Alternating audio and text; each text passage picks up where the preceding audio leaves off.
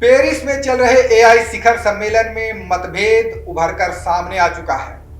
भारत समेत 100 देश इस एआई यानी आर्टिफिशियल इंटेलिजेंस एक्शन समिट में हिस्सा ले रहे हैं।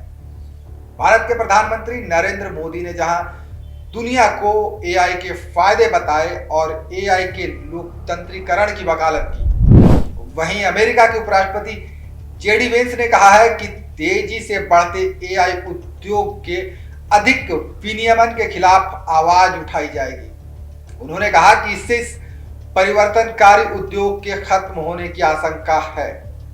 वेंस ने यह भी कहा कि ट्रंप प्रशासन यह सुनिश्चित करेगा कि अमेरिका में विकसित एआई प्रणालियां किसी वैचारिक पूर्वाग्रह से मुक्त हो। अमेरिका एआई से अपने नागरिकों के अभिव्यक्ति की स्वतंत्रता के अधिकार को कभी प्रतिबंधित नहीं होने देगा।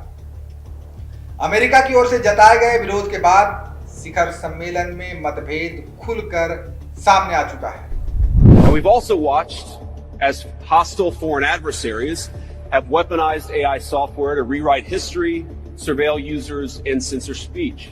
This is hardly new, of course. As they do with other tech, some authoritarian regimes have stolen and used AI to strengthen their military, intelligence, and surveillance capabilities, capture foreign data, and create propaganda to undermine other nations' national security. I want to be clear. This administration will block such efforts, full stop. We will safeguard American AI and chip technologies from theft and misuse, work with our allies and partners to strengthen and extend these protections, and close pathways to adversaries attaining AI capabilities that threaten all of our people. And I would also remind our international friends here today that partnering with such regimes, it never pays off in the long term. From CCTV to 5G equipment, we're all familiar with cheap tech in the marketplace that's been heavily subsidized and exported by authoritarian regimes. But as I know, and I think some of us in this room have learned from experience, partnering with them means chaining your nation to an authoritarian master that seeks to infiltrate, dig in, and seize your information infrastructure. Should a deal seem too good to be true, just remember the old adage that we learned in Silicon Valley: if you aren't paying for the product, you are the product. उधर भारत की ओर से प्रधानमंत्री नरेंद्र मोदी ने AI summit में कहा है कि सभी देशों को मिलकर प्रौद्योगिकी के लोकतंत्रीकरण पर विचार करना चाहिए और लोगों पर केंद्रित एप्लीकेशन बनाने चाहिए। सभी को साइबर सुरक्षा, गलत सूचना और डीप फेक की चिंताओं से दूर रहना चाहिए। मोदी ने एआई के चलते लोगों में नौकरी जाने के डर की भी बात की। कहा कि लोगों में एआई की वजह से नौकरी जाने का एक सबसे बड़ा डर बैठ चुका है, जबकि नौकरियों का नुकसान एआई के लिए सबसे खतरनाक रुकावट है। लेकिन हमें इतिहास में दिखाया गया है कि प्रौद्योगिकी के चलते कभी नौकरियां खत्म नहीं हुई है, इससे सिर्फ काम करने की प्रकृति बदली है। मोदी ने यह भी कहा कि भारत अपनी विविधता को ध्यान में रखते हुए अपना खुद का बड़ा भाषा मॉडल बना रहा है।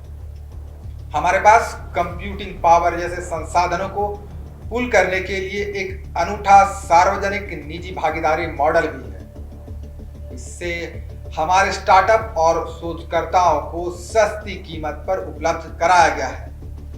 भारत अपने अनुभव और विशेषज्ञता को साझा करने के लिए तैयार है, ताकि यह सुनिश्चित हो सके कि एआई का भविष्य अच्छा और सभी के लिए हो।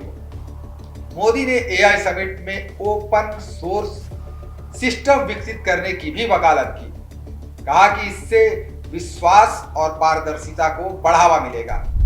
इसके लिए हमें पक्षपात रहित गुणवत्तापूर्ण डेटा सेंटर बनाने होंगे। मोदी ने कहा कि हमें साइबर सुरक्षा, गलत सूचना और डीप फेक से संबंधित चिंताओं को दिल से निकाल देना चाहिए। मोदी ने लोगों को एआई स्किल डेवलप करने पर जोर दिया और एआई के व्यापक प्रभाव का जिक्र किया। कहा कि शासन का मतलब सभी के लिए पहुंच सुनिश्चित करना भी है, खासतौर पर ग्लोबल साउथ में। यह वह जगह है जहां क्षमताओं की सबसे ज्यादा कमी है, चाहे वह शक्ति हो, प्रतिभा हो या वित्तीय संसाधनों के लिए डेटा।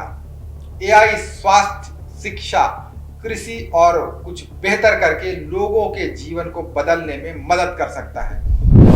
यह एक ऐसी दुनिया बनाने में मदद कर सकता है जिसमें सतत विकास, लक्ष्यों की यात्रा आसान और तेज हो जाए। ऐसा करने के लिए हमें संसाधनों और प्रतिभाओं को एक साथ लाना होगा। खबर का मतलब बवाल न्यूज। हमारे चैनल को सब्सक्राइब जरूर करें।